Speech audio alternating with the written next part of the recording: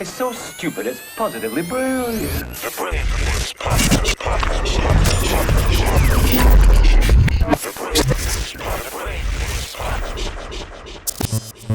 Yep, Charlamagne the guy. Andrew Schulz. We are the Brilliant Idiots Podcast. Do we have church announcements, Andrew? Yo, I just added a fourth show for the special taping in L.A. Okay. All right, a lot of y'all. Orpheum. It's going to be April 12th, Easter Sunday, 9:30. Tickets go on sale today. This is coming out Thursday. Hopefully we get this out on time. Cough, cough. Dwayne, cough, cough. Chris. It's really on us. Is it, though? We say a lot of questionable things. Is it? So edit that shit the day before. We're recording this on a fucking, what is it called?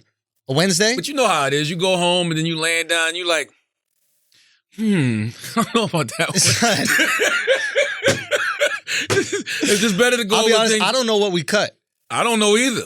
Well, You know someone what? knows. I'm gonna tell you, I'm at the point in my life though. Oh, let me tell about the church announcement, go and then we on, my get bad, into it. So we're adding a fourth show, man. Thank y'all so much for selling out all three of them. We're taping the special, the Orpheum in LA. Tickets go on sale 10 a.m. Eastern Standard Time.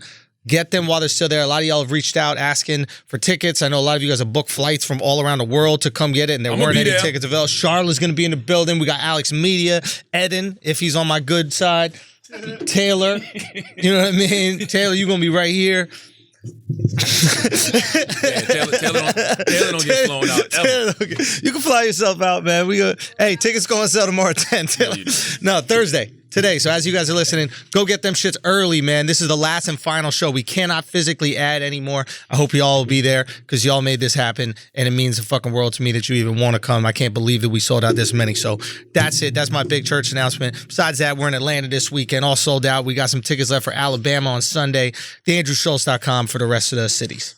I don't know what I'm doing. I know today's Thursday, so I'll be in Monk's Corner tonight. Okay. Mayor Pete Buttigieg. Got Mayor Pete in Monk's Corner, so we're going to have a conversation Shout out tonight. to Mayor Pete, man. Salute to Mayor Pete. We're having a conversation tonight about economic equality for all. How can we have economic equality for all? You can't. Yeah, you really can't. I mean, someone's going to have to work for someone else. And that's the thing. Like, right? like when we say that term, like there's never going to be economic equality. So don't say it like that. That's why I hate that term. Yeah, it can't. It'll never be that way because it's going to always be somebody who has more than the next person. How about we say this? Let's not kill people with extreme capitalism. Why don't we just say exactly what it is? Let's not starve people to death and pay people less than they can afford to live on. Fuck the idea of equality. Why don't we get people out of the mud? We just need economic empowerment. That's all. Yeah. And those who have economic power should be trying to figure out ways to use that economic power to empower help other people. Others. That's it. Because equality don't sound right. Because guess what? None of us will ever be Warren Buffett. Hey, none of us will ever be Bill Gates. Let me ask you a question. Okay? Do you want to be equal to everybody? Mm-hmm. Economically speaking? I mean, no. But I'm only basing that off. You like Anguilla empty. Yeah, I'm only basing that off the standards of the society we live in. Of course. You know what I'm saying? Economic equality is communism. It's the exact thing that America has fought against and fought wars in the world all over. It's a grand concept that just will never be achieved. Now, because we don't want it. Economic empowerment can be achieved. Now we talking. Now, can we help people, be able to not have to work 2 jobs to get by, not have the motherfucking, not be able to eat, have a roof over their head? Yes, I think there's a way for that to happen. I want a poor person with no education but drive to be able to become a millionaire. Well, you can do that. In their life. Yes, you can. You don't need the government to do that. Oh, America's we know set that. up for that. Oh, exactly. Right. Oh. So America is the best version of it. Now, here's the question: is not everybody has that drive. So how do we create a system where the people who don't have that kind of insane drive for success, how do we create a system where they're still comfortable, where they can enjoy their lives, where they can have a family? You know what I mean? They can get their manicures and shit. And that's what I mean by, manicures might be a luxury, but that's what I mean by, you have teeth for, okay? But that's what I mean by economic. Son, we out here putting a man in manicure, you know what I mean? But just economic empowerment, finding a way to empower people economically, that's all. Economic equality sounds like a very far-fetched idea. It is. You got to ask Pete Buttigieg what he thinks about the manicure. Oh, Pete definitely gets manicures. He's into the manicures? I get manicures. Woo! You don't get manicures? Bro, I got manicures when I was in college. I get manicures and pedicures all the time. Pedicures, I've got with my girl. No, I get both. That's to me, that's a part of self-care, and it really does it really relaxes me. Like, it's nothing like being in that chair, having somebody rub your calf muscles and rubbing your feet and fucking taking that goddamn black rock and putting it up under your feet so it warms up. Oh, I love that shit. Get that green tea scrub. Woo! Or the honey and milk. Honey and milk. Ooh, I like honey and milk, too. I've never had that one. I love a good spa, manicure, pedicure. Man. Yeah. I'm all about that life. So, yeah, I'll be with Mayor Pete today in Monk's Corner at Atlantis Seafood Restaurant. You're doing it at Atlantis Seafood Restaurant? Atlantis. There's a restaurant in Atlantis. Monk's Corner called Atlantis. Okay. Yeah. So I'll be there at I think doors open at 6:30. Shout out to Mayor Pete, man. Talking to the people. Now, do you text with Mayor Pete? With email. Oh, so you can shoot him an email right now. Yeah. Ask for his number. It's so interesting though with Mayor Pete, right? Like I don't want, I only have out of all the Can we candidates- text your most famous colleague? It depends what field though. Let's think about can you text Hillary Clinton? No. Can you text who was like the Oprah? I can get to Hillary though. Can you text it? Don't say it like that. Hillary gets you first. Oh, definitely. Hillary don't play. Hillary Clinton, boy. Hillary lay your ass out. Better be careful what you're saying here. Fucking drone. Hey, a drone pull up outside that window. Like, huh? What was that? Huh? No, I can get the Oprah though, but I can't text her. Say again. No, I can get the Oprah, but I can't text her. You can get to Oprah. Yeah. Okay. Who do you think is the most influential person or recognizable person that you have in your phone? Does it matter? Huh? Does it matter? I want to know who we can text. I don't know. I mean, I don't know. Of Wax's meat. I don't know who you call influential. Plus, all of those contacts, like, I'm not the type of person to abuse them.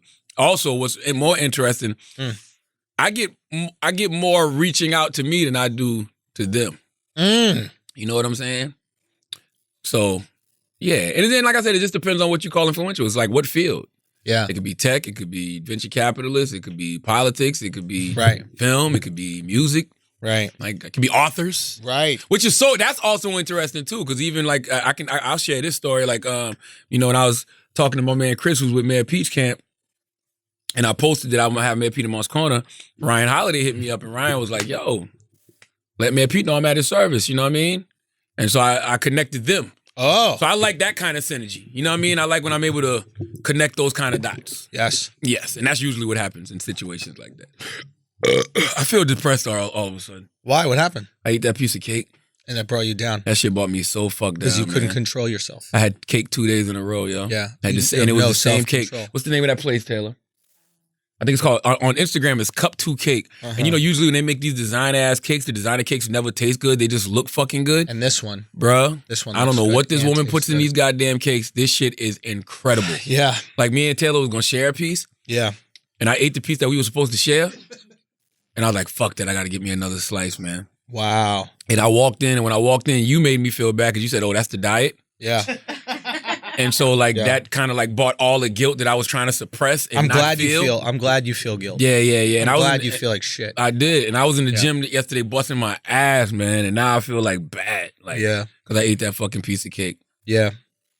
Well, you should be hard on yourself, man. That's the only way to change. I'm not fat, though. Like, I feel good. I feel good about You've my been life. looking like shit lately. That's not true. I feel good. I feel good. I feel good about my life. This is what friends do. No. You know when a mosquito knows you're sleeping and just keeps sucking on the different parts of your body? The second we notice a little bit of weakness, we fucking go. Because nobody wants to be the wide hip having media personality. God, nothing looks worse, bro. No. When you sitting there and you like getting stuck in the elbow rest. Oh my God, man. Oh, when you sitting there and you don't realize that your stomach's all big, so you resting your hand on what I call your laurels. Your stomach is your laurel. You just resting it right here. Disgusting, man. Yeah. Disgusting. Don't let that happen, please. I was at the iHeart podcast. Oh, and you know what else makes me feel depressed? Yo, go on. You said something funny, and it got back to me randomly at the iHeart Podcast Awards. What was it? So our ad guy, Alex, shout out to Alex, sent me this. He goes, I love this quote. And apparently, as you accepted the iHeart Podcast Award for best best pop culture podcast, The Breakfast Club, your acceptance speech was, hey, As long as we work for iHeart, we gonna win this. It's a fact. Home team, baby. Home team. What's wrong with a little truth? Now, don't get me wrong. First of all, this is cheating like a motherfucker. The Breakfast Club, it is a podcast, but it's not a podcast. It's a radio show. It's a morning show Yes. that we package as a podcast because we want to touch all types of different listeners, and people consume content differently. Right. So if you're really trying to be successful as a radio personality, listen up, I'm giving free jewelry out. If you want to be successful as a radio personality, Yes. you have to package your radio show Yes. in the way that people consume it. So that's why you get the YouTube interviews. That's why you get the segments on YouTube. That's why you get the social media. That's why you get the daily podcast. Because some people get off work and they riding in their car and they want to go to iHeart and turn the motherfucking podcast on and catch up just like that. Yeah. And that's fine. You know what I mean? But we're not technically a podcast. Secondly, iHeart Mafia, baby. Yeah. You know what I'm saying? Now, are we deserving of the award? Probably. You know what I'm saying? When it comes to pop culture, like, you know, we cover the gamut. Like all of these numbers in different fields I'm telling you to talk about, you asked me about, we cover the gamut on all those things. So we go from politicians to hip hop, like you get your news from Breakfast Club, whatever it is. So maybe we are the best pop culture podcast. Hip hop is pop culture now. So yes, sir. But the truth to the matter is, and the fact remains, as long as we work for iHeart, You're going to win that award. we're going to win that award. Best comedy podcast was Conan O'Brien. I didn't even know he had a podcast. Never heard of it. And I was taping the screen because I was actually shocked and pleasantly surprised that 85 South Show was nominated Let's for Best go. Comedy Podcast. Were we nominated? No. That's fucked up, man. It's fucked up. Where's your influence at, bro? We can't even get a studio. I don't know, bro. This is real disrespectful, man. I need to speak to, what's the guy's name? Who? The guy who runs iHeart? I don't know. We're going to edit it out. So it don't matter what his name is. You saw the Schulz bridge burning, building momentum. What's that? No, I wasn't. Anyway. Yeah. Oh, Taz, what's up, my brother? What? Taz, I didn't know Taz was here. What's up, man? So we got what's it called? This guy that you don't want to tell me his name. But we got to have a conversation with him. Why? So that we can get to the bottom of all this. The bottom of what? Why we're not nominated. Oh, now that's a good question. No. Well, And who gets nominated? Well, why Conan gets nominated. The only loudspeaker. I'm gonna tell you something. It was a lot of nominations that I was pleasantly surprised by. Okay. I was pleasantly surprised by the Read. Mm-hmm. Even though they were nominated last year, I was pleasantly surprised by the 85 South Show. Because Deserved. I was super shocked that they nominated 85 South Show. Right. Because I was like, who the fuck at iHeart knows about the 85 South Show? Yeah. You know what I'm saysaying? And they should have won Best Comedy Podcast. Yeah. If you ask me. Oh, yeah, Conan won. Yeah. Conan O'Brien won. I was shocked that Amanda Seales. Yeah. They had her in for small doses. And it does, I said this last year, but it like I do want to. That's a podcast name? Small doses. Yep. I do want to be involved in like seeing why certain people get nominated and why. Because I'm not opposed to it. Right. Even, and there's certain things I don't know about. Like the person who won Best Podcast of the Year, in my mind, I'm like, oh shit, Joe Rogan gonna win this. But it wasn't Joe Rogan. It was, Chris, what's the name of that podcast? Best Podcast of the Year. Was it The Daily? Dax Shepard? What's it called? No, it definitely wasn't Dak. Who cares? What do you mean? Oh, about making a murder. Yeah, I heard Or it's my monster. favorite. Yeah. Women love it. I heard it's like beyond huge. Yeah, they love it. They won Podcast of the Year. Yeah. So Yeah. Who cares about these award shows? I like the fact that they have a podcast awards. And the reason I like the fact of it because, you know, it validates the space. Why do we need their validation? No, we don't need their validation. I'm saying it validates the space of none of these podcasts need the validation because they have millions and millions of people listening. Yeah. But I'm saying it validates the space. Yeah. It makes podcasts look like a very viable genre. Yeah, I think that made a lot more sense when like you needed validation to convince advertisers, et cetera, right? Mm-hmm. But advertising works so different with podcasts now. So you could tell if your podcast has influence or not based on the call and response. When we say, hey, use this offer code, and then we have thousands of people go use that offer code, we don't need an award. Yeah, but when all we need is our advertising agency to go, yo, this is the return that you get when you fuck with the Brilliant Idiots. So it's like those awards were really important back in the day to convince Ford or GMC or Crest or Colgate to advertise on the show because, hey, it's a Grammy, not a Grammy, or a Golden Globe, whatever. But no, that's going to be the same for podcasts, though. I don't think so because at the end of the day, it don't matter how many awards you got. If you don't get any call to action, if you don't get any response, nobody wants to advertise. But you're getting rewarded. From what I'm seeing, you're getting rewarded by, it's a numbers thing and it's an impact thing. Exactly, but that award doesn't necessarily mean impact, right? Like there are certain people who will win awards, right, that might not have the same impact. So now are we judging the skill or are we judging the impact? Yeah, but because advertisers could give a fuck about the skill. They want to know impact. Yeah, but any skilled artist will tell you, and I've had conversations. I remember I was actually having this conversation with Wale because I was wondering the same thing. I'm like, yo, when you get nominated for Grammys and when you win Grammys, does it really change things? And he's like, fuck no. He said, fuck yes. Didn't he just get dropped? What do you mean? Didn't Wale just get dropped by his label? No, man, Wale just had the #1 record on the charts. Before that? No, this is like last year. I think he got dropped, then he went with a new label. He's with Warner now.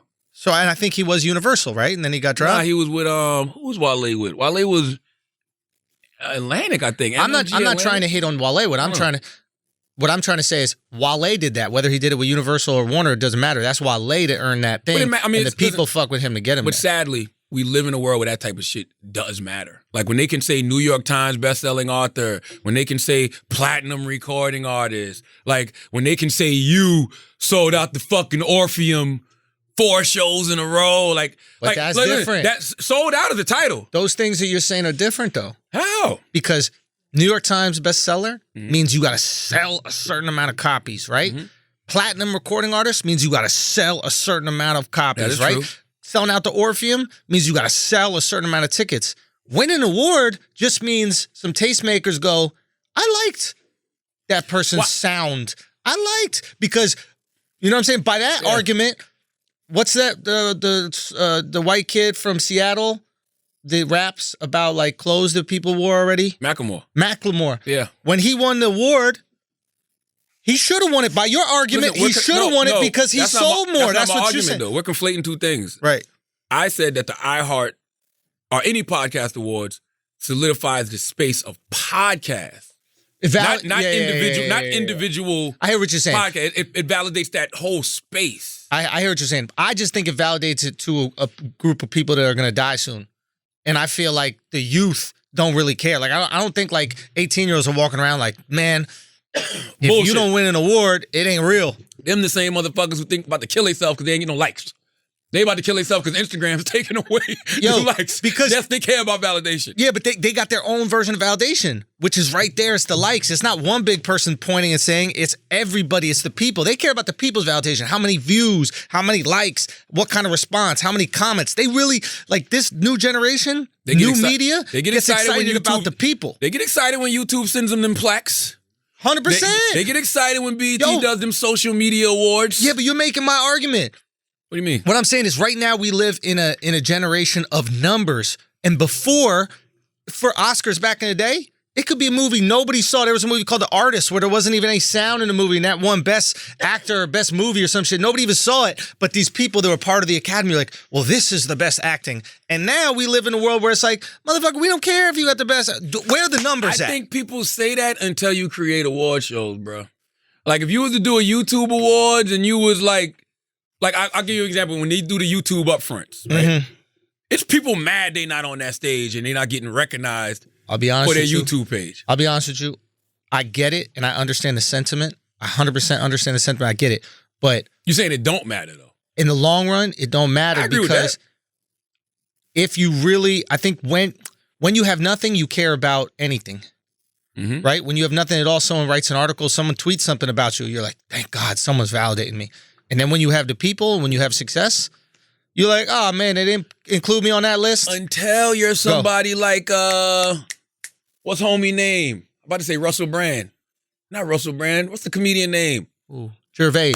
Nah, the big dude. He sells out all the shows everywhere, but he still wants to be in movies and stuff. You know who I'm talking about, man. He's a comedian. We had him on Breakfast Club a couple of times. Russell Peters. Oh, yeah. Russell Peters. Yeah. To me, Russell's living the life. Yeah. Russell's selling out all these shows. He's making money. Yeah. But Russell wants to be known a little bit more. Russell wants to be in movies. How old is Russell though? TV. So Russell's the last generation. Russell's grandfathered into this shit. Russell came from a time where he's 49, he's almost 50 years old. So he came from a time where you use stand-up. A lot of people use stand-up to be a movie star, be an actor. Now we live in a time where you could just do what you love. I agree with you, but I'm saying people still love awards, bro. They do. Look, everybody loves being told they're great. I just think now we're living in a time where like these things mean less and less. There was a time where I bet if you won Best Actor, your next movie was 10x, 10 times what you made for the last one. That's the point, though. And now that's it ain't like that. That's what even Wale was saying. He was like, yo, you get nominated for a Grammy or you win an award, now all your prices go up. So now you're able to charge more money for these people to come see you, and the people don't have a problem paying it because they're like, oh, this my guy's Grammy nominated. My guy's whatever. I think it used to be like that, and then there were a bunch of people who won Oscars and shit, and then nothing panned out. Like that shorty that won Oscar for $1 Million Baby. Who? What's her name? Remember $1 Million Baby, the girl that was fighting in the Clint Eastwood? Nah, she looks like Sandra Bullock. Not all of us look the same. You fucking asshole. You racist. Sandra Bullock. You racist. Like nobody knows Sandra Bullock? Nah. Hillary Swank. So she won the Oscar, right? I thought Hillary was popping.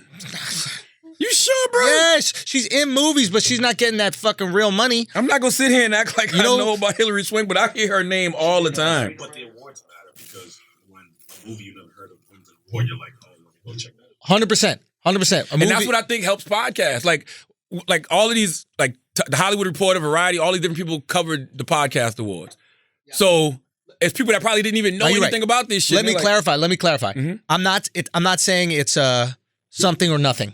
What I'm saying is the influence of these award shows and winning these awards is way less now than it used to be because we actually have metrics to see if people like something or don't.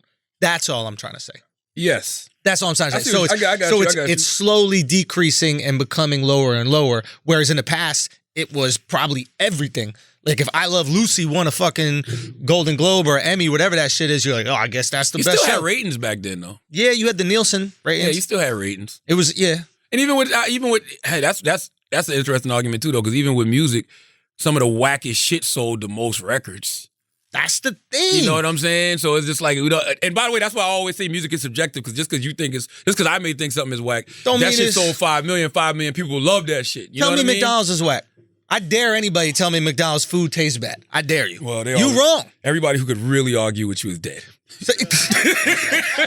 That Big Mac killed their ass. You know how good food got to be to where people go, yo, this is probably going to kill you. You'd be like, all right, we'll get there. It's like drugs. It's literally like drugs, yo. So tell me crack is bad. It is. It's Tell like me drugs. cocaine is bad. No, in terms of feels bad. Like, yeah, we know it's bad for you, but nobody on crack is like, man, I wish I didn't smoke this crack. Yeah. When they later find themselves, sleeping in their own piss, maybe they wish they didn't smoke it. I was comparing something to drugs the other day. What the fuck was I comparing to drugs? Anal. Was it anal? I don't think it was anal. It was something where I was saying this shit is just. Is it anal because right afterwards you immediately regret it? I don't know what it was. I see, once again, subjective. Right? If somebody out there listening to this podcast saying, Andrew don't know what the fuck he's talking about. Son, you pull out, see a little doodle in your dick, you're like, what was I thinking, bro? Anal ain't for you. Say what?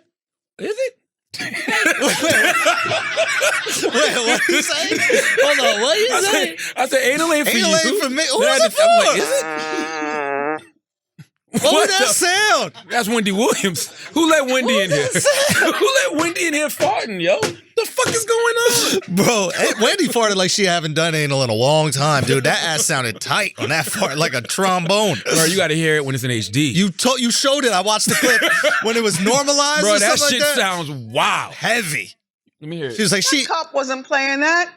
I mean, you're lucky you only got battery. It's cartoonish. Bro. It sounded like you did it with your hands. I told Daniel, I said, you made that up. Yeah. I don't believe that. He's like, nah, that's normalized. There's nothing normal about that, bro. You need surgery if you fart that loud. She's grown, man. And I fart a lot. She's at that age, bro. Like at that age where what? I mean, anybody got time to be holding your farts? You're 50-something years old. That shit take time. She leaned into it. She did lean. It was adorable, she leaned over and she let that shit out, man. But it got caught in that patent leather skirt. I think that was also part of it. Somebody said the funniest shit on Instagram. It was like, Wendy ain't got no cheeks to stop that gas. They was like, Wendy don't got that cheek flap to stop that gas, man. Man, the internet is a motherfucker. But you can't even fart in peace, internet killed Stephen A. Smith. Did you see Stephen A. Smith trying to box? Somebody told me that was fake. Bro, nah, there's no way.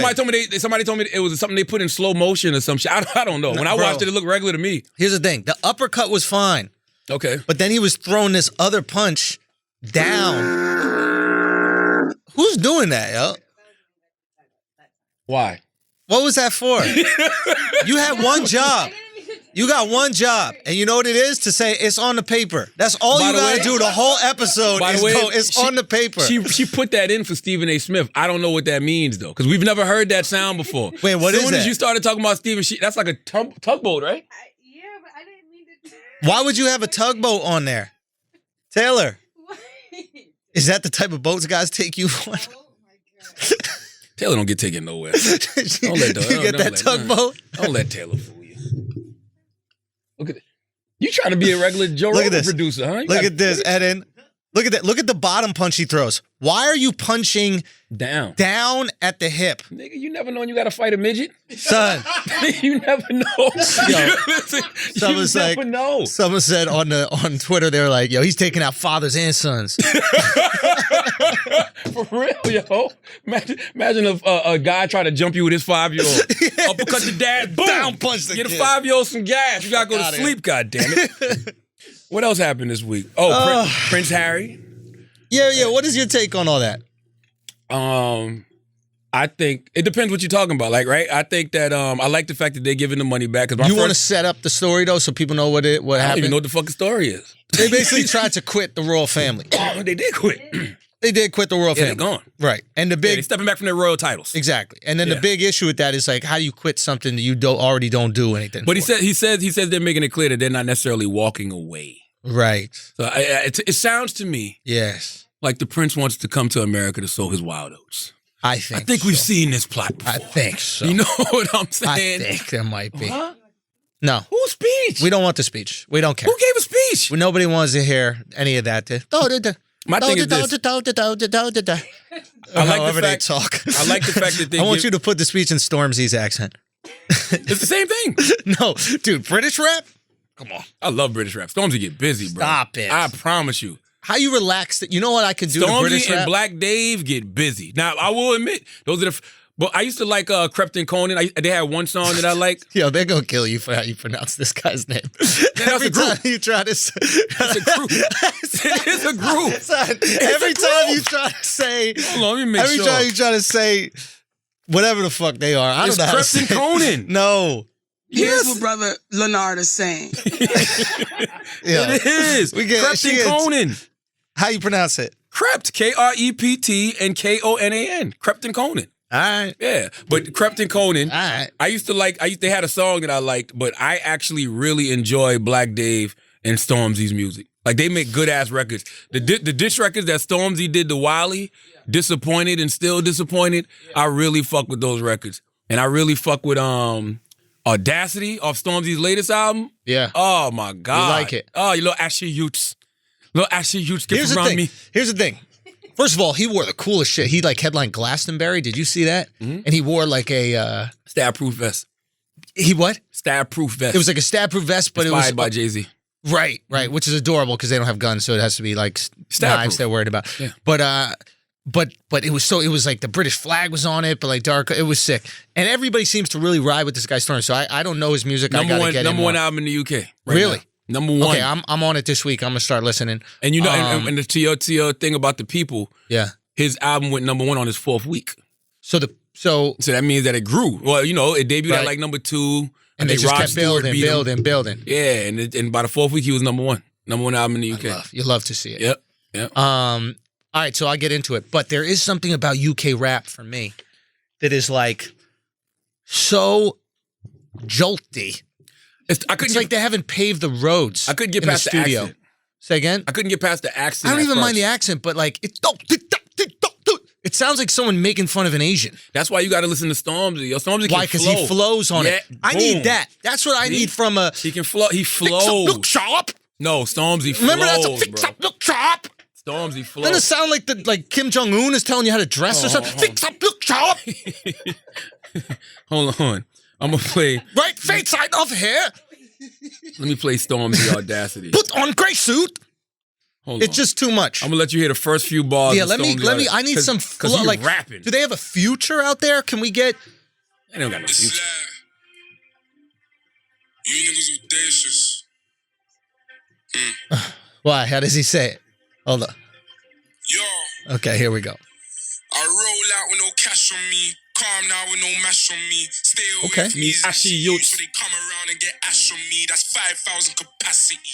All right, it's getting 5,000 sharp. Capacity, then spread that over the UK and then add it up and get back to me. All right, stop. Wait till the beat drop. It's Yeah. sick. Oh, wait till that beat drop there. You're good enough to be clashing me. Oh, please stop harassing me.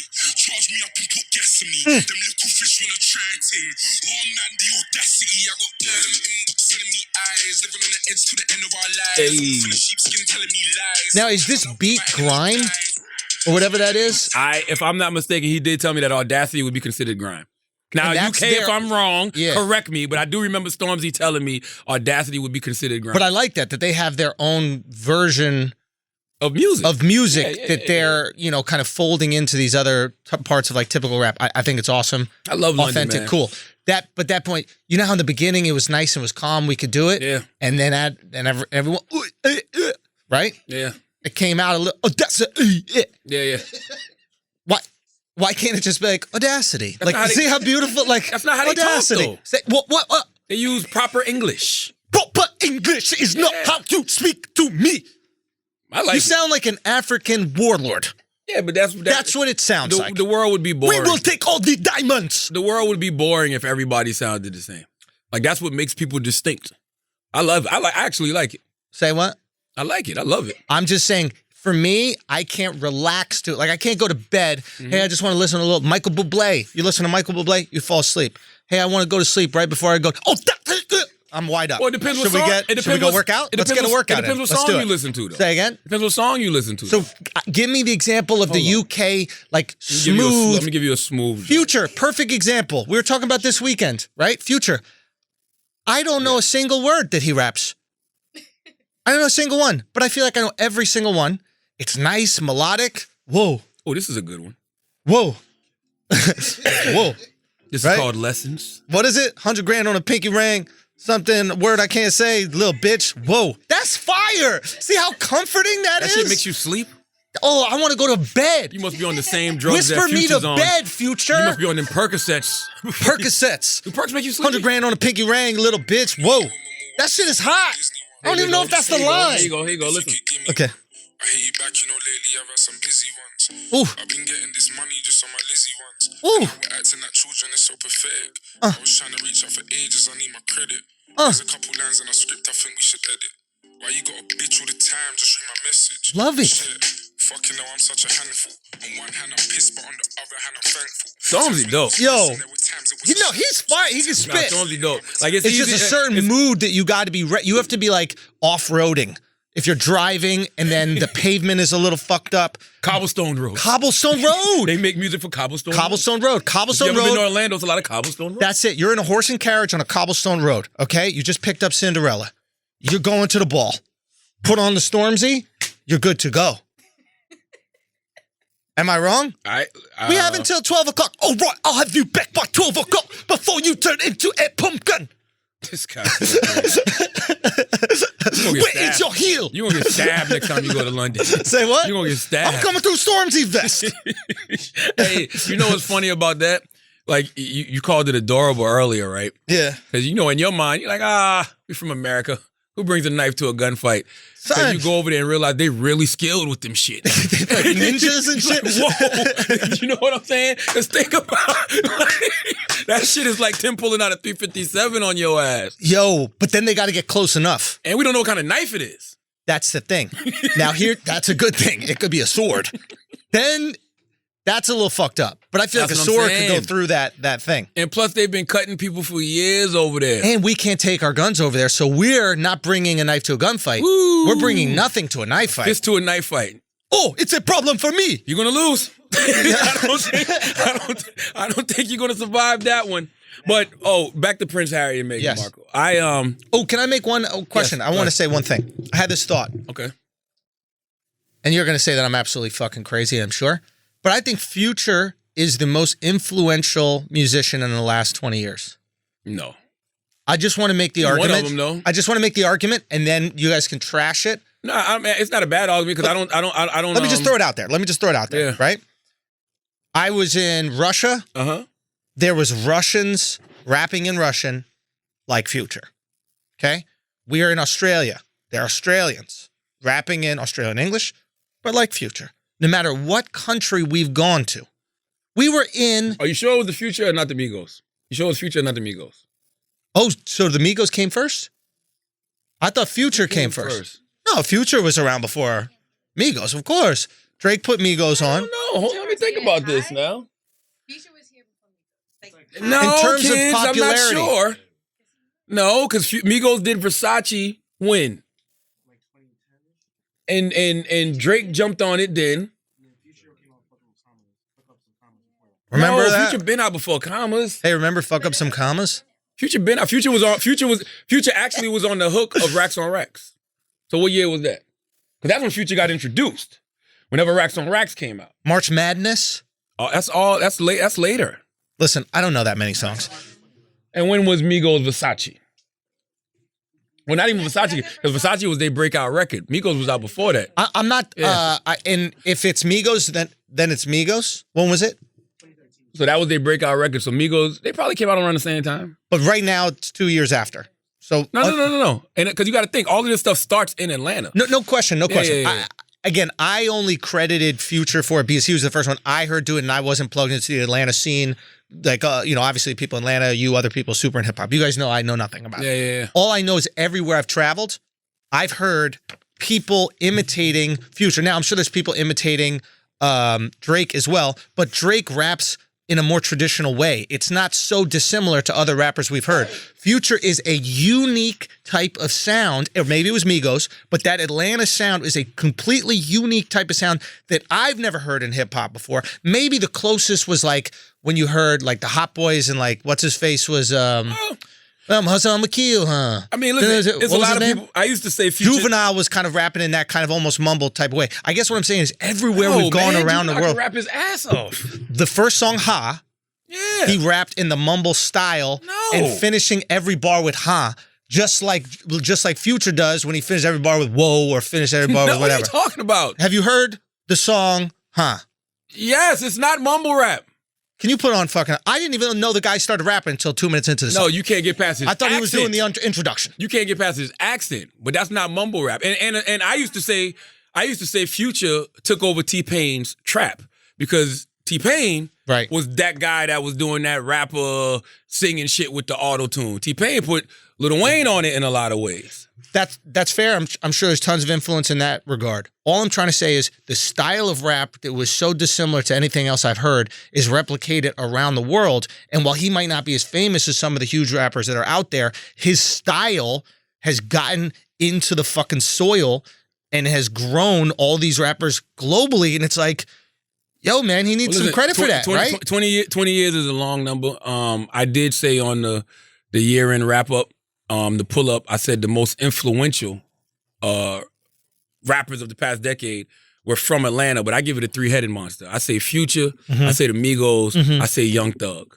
Those three influenced hip-hop over the past 10 years globally in a real way. Is those three. And I'm a big fan of Thug. Migos, Thug, and Future. And Future and Migos. But I just see Thug as an even more elevated version of Future. Like it's even more melodic, even more musical, and using his voice as an instrument I agree to with an that. extreme. His voice, I don't know if it's more elevated, more of an elevated version of Future, but I do agree his voice is melodic. It's like an instrument. It's an instrument. It's just different. Like all three of them, Young Thug, Migos, Future, they all do something very, very unique. When you hear Future, you know it's Future. Yes. When you hear something like Designer, Panda, you know he's trying to sound like Future, yes. When you hear Migos, you know it's Migos. When you hear somebody doing that, the flow, you know they're copying Migos. When you hear somebody trying to do the whole melodic sing song thing, you know they're trying to sound like Thug. So Yes. to me, those three influenced hip hop over the past decade. Like no other. Yeah. And isn't that, I mean, I think it's so fucking cool. Like I remember listening to Life is Good. Do you listen to Life is Good? Yes, I did listen to Life. And at first I thought I liked Drake's verse better. I love the line, working on a weekend like usual. Drake has these ways of like he has these lines that will like penetrate you and like you relate to them so much, right? You're like, fuck yeah. Why do you say penetrate and not sodomize? Well, because I wouldn't think he would penetrate my butt. You know, he would penetrate my heart. Got you. And my mind. Got you. You know what I mean? Got you. Penetrate my butt. We go. But those three, but go ahead, what you say about Drake? And I was like, oh, this is great. And then after I listened to the Future verse for a while, I was like, I don't know any of the lyrics. I cannot repeat any of the lyrics of that. I can tell you why you like the Future verse better. Tell me why. Because the song wasn't about anything. Keep going. The song is all style, no substance. Yes. He's not talking about anything. I think you're insulting me, but keep going. No. So there's really nobody better at creating style over substance than Future. Yes. Like style, it's like Future can rap about nothing and you'll love it. Is it possible that Future is creating a similar feeling that classical music or even EDM music gives us, which is he's riding the beat in a musical way, so the words that he's saying don't really matter as much as how he's riding the beat. That's been going on though. Right, of course. Yeah. So, and maybe that's why it's so much easier to connect to because It's style over substance. boom. But I think that there is substance in that. I think that in itself is an art, right? Like, They have coined it swag rap.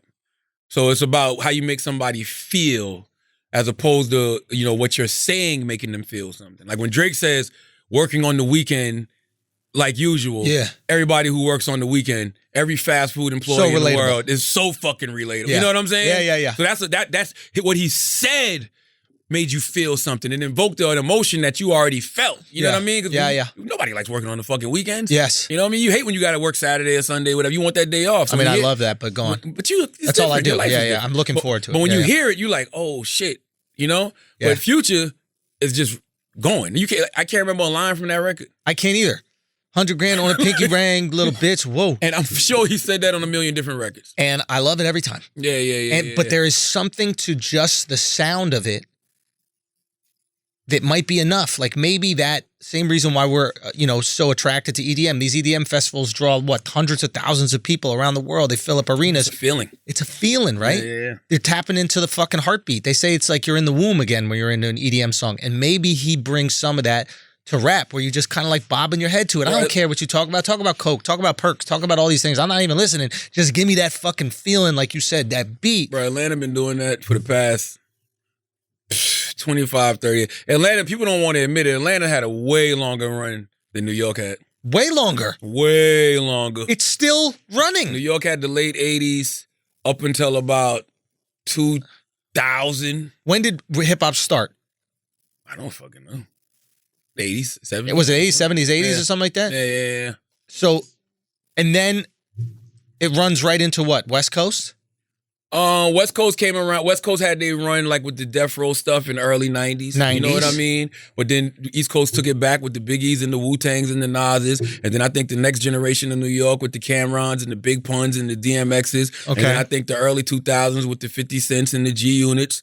But there was a Southern moment there too. Listen, people talk. I tell people all the time when it comes to that '94 Source Awards, the one where Suge Knight stood on that stage and Suge Knight said, "If you don't want somebody dancing all in your videos, yada yada yada." Everybody already talks about the East Coast West Coast beef. Yeah. But Andre 3000 got on that stage. Yeah. And he said, "The South," and they got booed. That's and right. He said the South got something to say.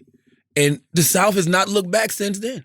Like from Outkast to Goody Mob, that's all Atlanta. Then you go into the whole crunk era. Then you got the whole trap, the trap music that I grew up on, the T.I., the Jeezy, Gucci Man. You got that era. Yeah. Now you got this era with Future and Migos and Thug, like 21 Savage. Like, come on, man.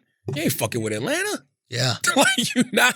It's kind of not even close. Bro, it's really There's no not. one even close. Now, when you talk about rappers, I guess when you say rappers that were bigger, New York has bigger rappers, you know what I mean? But they're not as influential stylistically. I feel, don't they even knock some of the New York rappers for saying like even when French was coming up and popping, they're like, yeah, but you sound like you're from South.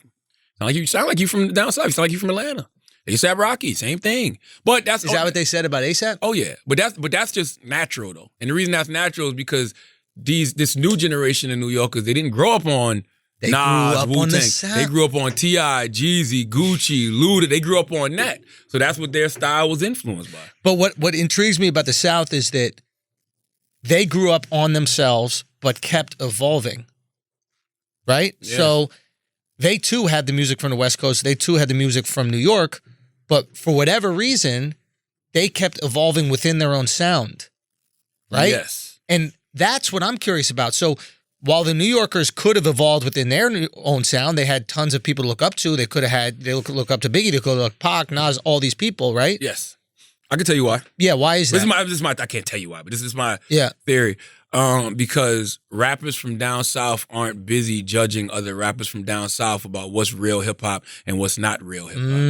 So New York had a sound in the late 80s. They had a sound in the 90s that they felt like if anybody wasn't doing, That's not real hip it hop. wasn't real hip hop. So therefore, some of the artists might have been afraid to evolve. You understand what I'm saying? It's interesting You know, because if you move out of this sound, now you're not real hip hop. We care so much about being real hip hop Absolutely. in New York Absolutely. because it's an identity thing. That's why this new generation of New York artists had extreme success. That's why Nicki Minaj had success. French Montana, A$AP Yeah. Rocky, Cardi B, Tekashi Snitch 9. Like, that's why all of these people, this is why they had success. Because Okay. they weren't limiting themselves to what real New York hip hop is. So But then again, you got Griselda now, and Griselda is all 100% real New York hip hop. Like, Right. denim jean shorts and Timberlands in the summertime, Yeah. real hip hop. Yeah. And people love that shit. It's refreshing to some people. yeah. Yeah. It is interesting that like when you give yourself some freedom to be creative, you can constantly keep evolving and then control the narrative. And those people who are restricted in their creativity can't be the influencers. Nah.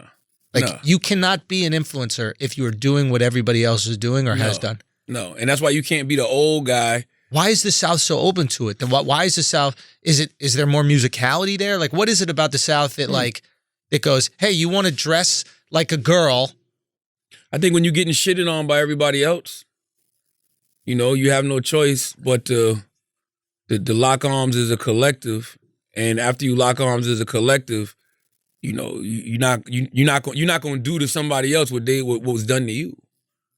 Because like Outkast got booed at the Source Awards. You know what I'm saying? And it's not like when you talk about somebody wearing a dress, like Andre 3000 did that. Right. So Young Thug can do that. CeeLo did that. So Young Thug can do that. Like they've been taking those kind of chances as far as clothing. Fucking CeeLo had on a wedding dress. Yeah.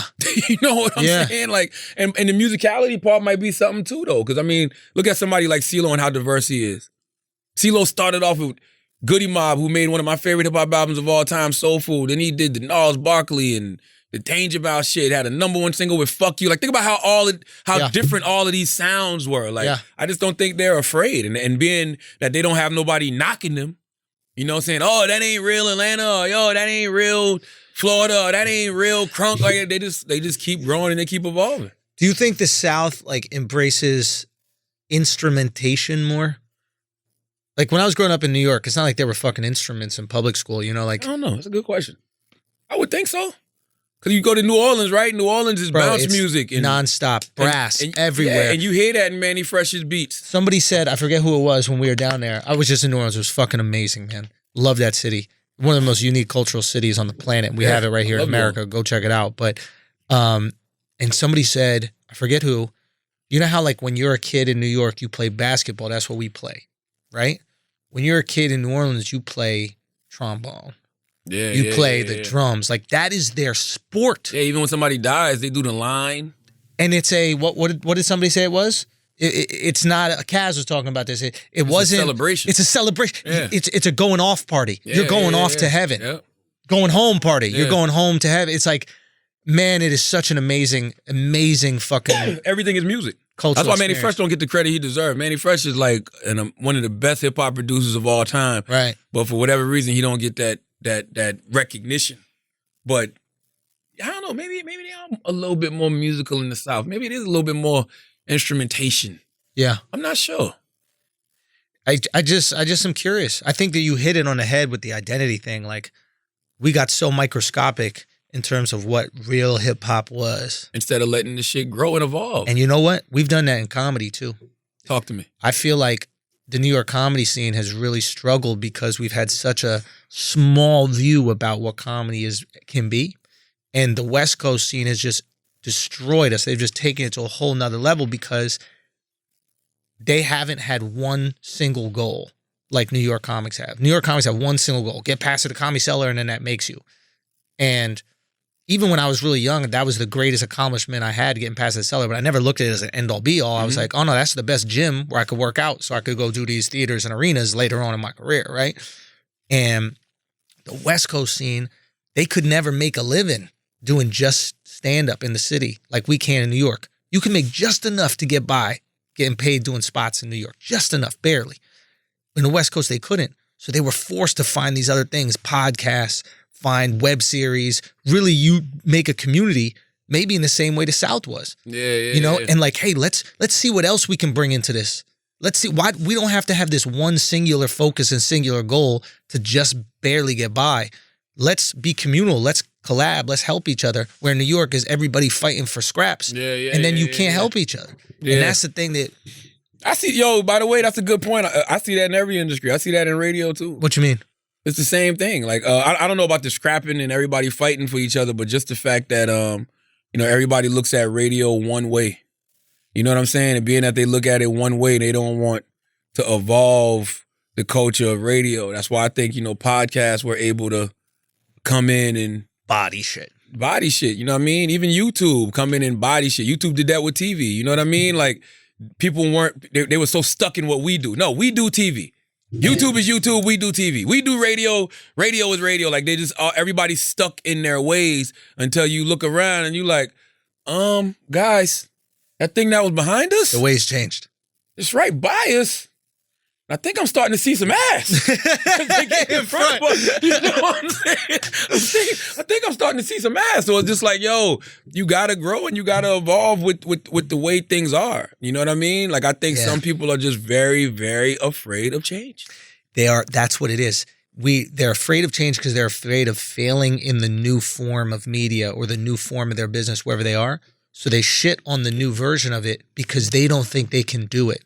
And it's easier to criticize than collaborate. It's way easier to criticize than innovate. And that's why, you the OG, put your arm around it. Son, it's literally it's so easy. Put your arm around it. I remember early on when we were doing Brilliant Idiots, and like people would take clips of idiots and they'd repost them on like different blogs and that kind of shit like that. And I remember asking you, we gotta bring that up. But I remember asking you, I'd be like, yo, so should we like notify these people? Because they're like taking the podcast and like they're putting it on their, YouTube pages and that kind of shit. And then you go, no, why? I was like, well, it's ours. Like, they're just taking it. They're not even asking permission. And he goes, and you go, this is before you even understood, I feel like, where podcasting was going and shit. And you were like, it's free promo. I go, what do you mean? He goes, you want people to talk. Yeah, share that shit. Yeah. And from then on, I was like, oh, I had too small. I had the scraps mentality, right? I said, I got to keep all my food on my plate. Don't take nothing off my plate. But the second you're like, no, everybody here have the buffet. Share it, man. That's how shit grows. That was my mentality with Breakfast Club. I don't give a fuck if World Star posting our shit. I used to have knockdown, drag out fights with our Hard Digital team. Leave those websites alone. Let them post our shit. Yeah. Go, please. Now, when you have your own shit, when you got like YouTube, like when you're established and you have a YouTube, Nah, you might stop it then. Yeah. Only because Maybe if they're doing the whole thing, but if they're just doing a piece on Instagram, run with it. Like, let them have that. Yo, and by the way, some companies will take your shit off Instagram. Stupid. It's I don't get it. Like, It's let people share it. That's what you want. Yeah. Like you can't have these conversations about hope it goes viral. And then And you're then when not it goes letting viral, you try nobody to contain it. Ain't no containing viral, motherfucker. Like, viral is viral for a reason. Once it's out there, it's out there. It's gone. There's nothing you can do about it. Yeah. That's it. What was you? Let's pay some bills and then come back to Prince Harry. What's his name? Yep, Prince Harry. Okay. And Meg, hey guys, turn your dream into a reality with Squarespace. Squarespace makes it easier than ever to launch your passion project. Whether you're looking to start a new business, showcase your work, publish content, sell products, and more, Squarespace is the tool for you with beautiful templates created by world-class designers and the ability to customize just about anything with a few clicks. You can easily make a beautiful website yourself. Squarespace's powerful e-commerce functionality lets you sell anything online, and analytics help you grow your site in real time. You do not have a business if you do not have a website. Simple as that. I don't care. I do not care what you do. You need a website, okay? You need a home, a place where people can trust that you have a real business. I don't care if you have a law firm. I don't care if you're selling lemonade. It doesn't matter. They are going to Google you and make sure that you have an enterprise, that you have a foundation. And right now, everything is digital. So put your digital foundation up. Use Squarespace. You get that domain if you need it from Squarespace. They'll help you. They got 24/7 award-winning customer support, okay? Everything is optimized for mobile. That's where people go to websites now. So make sure your website is optimized for mobile. Nothing to patch or upgrade ever. Head to squarespace.com/idiot for a free trial. That's free. And when you're ready to launch, use the offer code IDIOT and you save 10% off your first purchase of a website or domain. That's squarespace.com/idiot. The offer code is IDIOT. Go do it. Now let's get back to the show. No, let's pay some more bills. Oh, let's pay Why some not? more bills. Shit, we kicked here. the fuck up with these out mid here, rolls, you baby. know what I mean? You know what I'm saying? You ever wonder why traditional button ups look so long and baggy? Because motherfuckers is stuck in the 90s. That's why. All right? And they were never meant to be worn that way, okay? Untucked shirts were specifically designed to be worn untucked. That's right. Untucked is the brand you've been looking for. I know the jokes that you want to make. Yo, but if I say I know, look at that laugh. Look at that laugh. If I say I know, then you don't have to say it, and we can get through the ad because I know where you want to go. You're right. It's the original untucked shirt. A modern solution to an old problem with no tucking or tailoring required. No matter your size. No tailoring. No tailoring. No, I was thinking a different type of tailoring. You know, a little cut and sew. Oh, a little custom. Little cut and sew, dude. Little cut and sew. No matter your size or shape, there's shirts of the perfect untucked length. Have you been frustrated with shirt buying in the past? How has Untucked changed your shirt shopping experience? What do you like most about Untucked compared to other brands? Okay, well, we want to know. We do want to know. With more than 50 combinations, Untucked shirts look great on tall, short, slim, and athletic guys of all ages. How well does Untucked fit your frame? What did you think about the material, design, and color options? Have you even browsed online? Have you checked out the brick and mortar stores? Look, we trying to help you, man. What did you like most about the shopping experience, okay? Listen, just go do it. Don't take my word for it. Try Untucked for yourself. Visit untucked.com and use code IDIOTS for 20% off your first order. They even offer free shipping and returns on all orders in the U.S. That's Untucked, UNTUCKIT.com. Promo code IDIOTS for 20% off your first order. Now let's get back to the show. Now, Prince Harry, Meghan Markle. What's your take?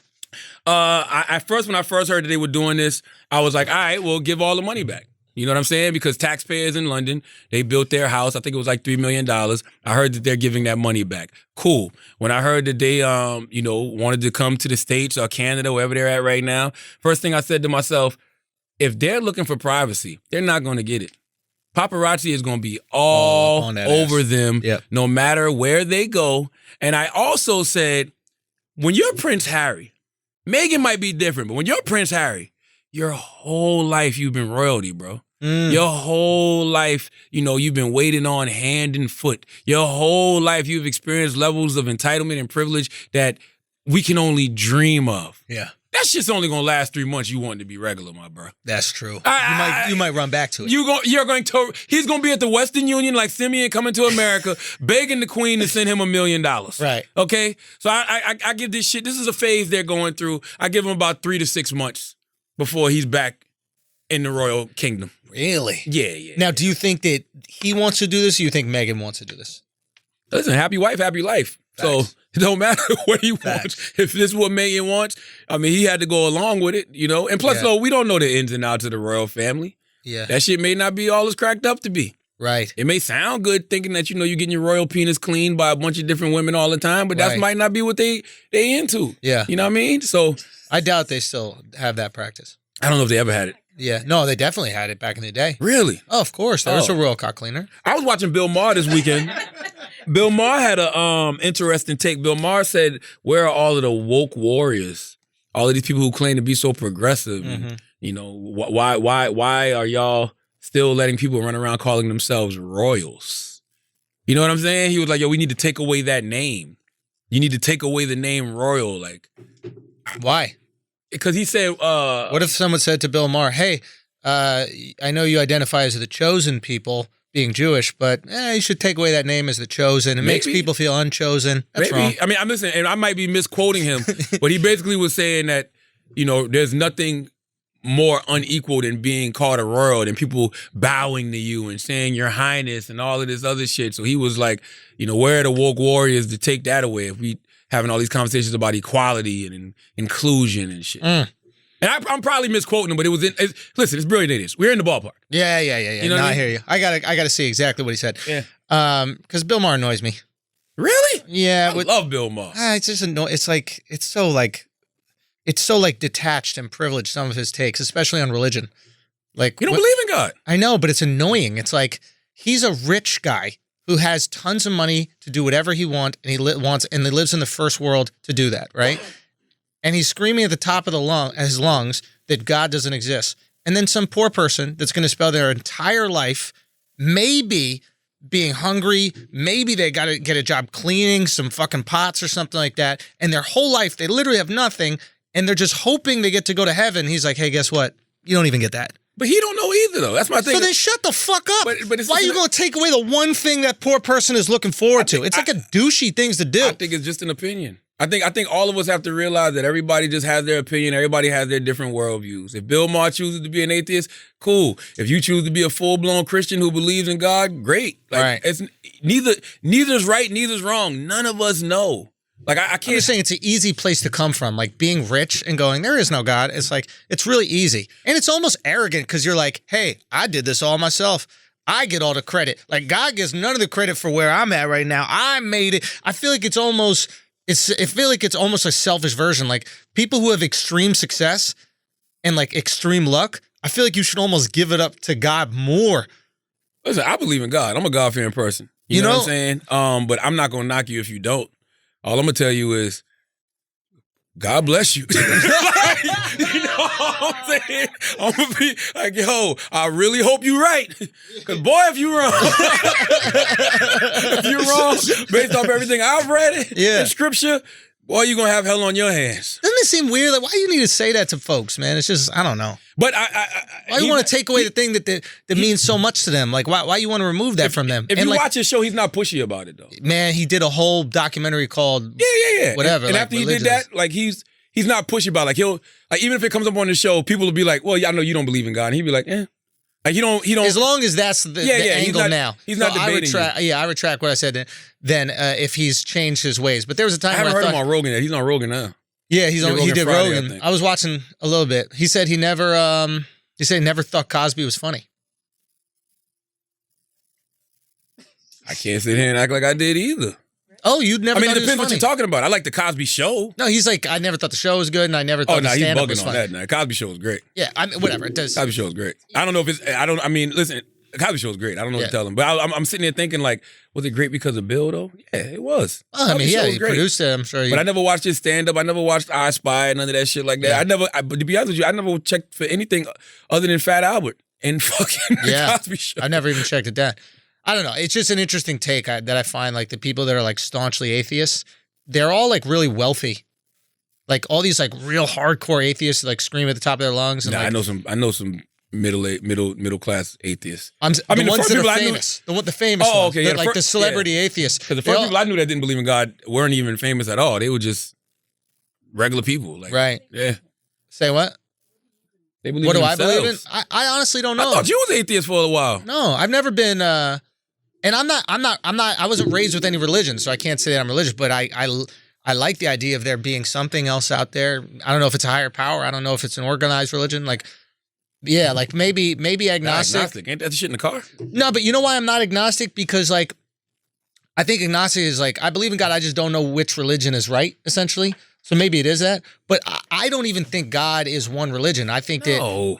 I think God. I think these are people. I think religion in its best form, like the most altruistic form, not in a version of religion that's trying to like maybe control people, et cetera. I think the most kind and warm version of religion is people who understood their relationship with God or the universe or whatever it is, and they were like, hey, if we do these things, we feel better. And they tried to share those things with other people so they would feel better too. And when those other people didn't do it, they were like, all right, motherfucker, just do it and you'll go to heaven. But really, what do they say? Faith is in the works or something like that? Yeah, or, faith without works is dead. I really think that the heaven actually exists in life if you do these things, I believe opposed to suffer your whole life and then you get this heaven afterwards. I feel like you can create your own personal hell. You can create your own personal heaven. You know what I'm saying? I think you can have physical hell, physical heaven, emotional hell, emotional heaven, spiritual hell, spiritual heaven, mental hell, mental heaven. I just think it's about the kind of work that you want to do on yourself while you're here. But I agree with you. Like, I don't think God is one religion either, because if you really believe in God, then you see God in all things. Yes. You don't look at a Muslim and say, oh, he's not God. Right. You don't look at a Christian and say, oh, he's not God. You don't look at a Jewish man and say, oh, he's not God. Right. You know what I'm saying? You don't even look at an atheist and say, oh, that's not God. Because if you believe in God, it doesn't matter what they believe. Right. I see the God in you, even if you don't believe that God exists. Right. So, and God created all of us in his image according to his likeness. Who says we're not all images of God? 100%. Who says God ain't sitting back looking like, look at these stupid motherfuckers arguing over the same shit. You know what I mean? Like, I should have never gave these motherfuckers free will. But isn't that crazy? You know what I'm saying? All these religions arguing over the same shit. Like 90% of everyone is the same. Don't hurt people, don't steal, don't kill people, don't do all this other shit. And you're all going to kill each other over the same. Literally, you agree on. Politicians don't even agree on this much shit. Nah. You know what I mean? Like, it's crazy. Yeah. And by the way, every religion, the root of what you all believe in is the same thing. It's God. That's it. It don't matter how you get there, how many times you pray to him a day. Do you believe in this? You all believe in this one entity called God. That should be it. Yeah. Like, that should be it. Fuck the practices. Yeah. You know what I mean? Oh, well, you don't do field service. Oh, you don't pray 5 times a day. Oh, you're circumcised. Yeah. You know what I mean? Like, who gives a fuck? Yeah. Doesn't circumcision have to do with something? Yes. Jews, Muslims get circumcised. Okay. Clean looking cocks out there in the Middle East. Ain't no sand caught in that dick. Oh my God. What if that's why they did it? What if that was the only reason? Is that sand was getting caught in dicks? This desert is in my dick. Desert in your dick. Your girl's like, stop it, honey, you got desert dick. And you're like, all right, hold on, let me get rid of that shit. What if that was the whole reason? Man, mixing with the smegma. Can you imagine those little grains of sand with the So smegma painful. under that foreskin? So painful. Because they didn't have beds, right? What do you mean? They're sleeping right there in the sand. I think the cutting the dick off was just about getting sand out of the fucking dick so you could please your girl. Oh, man. It don't matter how wet a pussy is, sand gonna dry it up. What if in order to clean the smegma, they used to just air out their dicks and let the camels lick the smegma off? Son, they do got a long tongue. That tongue could get in there. What if the humping the camel is years and years of smegma because they can't digest it? It just sits there. It just sits there. It's smegma and sand. That's how you Smegma make and it. sand. Yes. Yo, we figured out camel humps, Son, bro. we figured out camels, we figured out circumcised dick. Yo, think about it. Nobody who doesn't come from sand has a circumcised dick. Right? All these people in Europe, ain't no sand in Europe. They don't got circumcised dicks. Oh, that's Shan and smegma, bro. It's a Dude, deadly combination. It really is for the girl. Led to circumcision. For the fucking girl. Oh, my It's God. all considered for the girl. Come on, dude.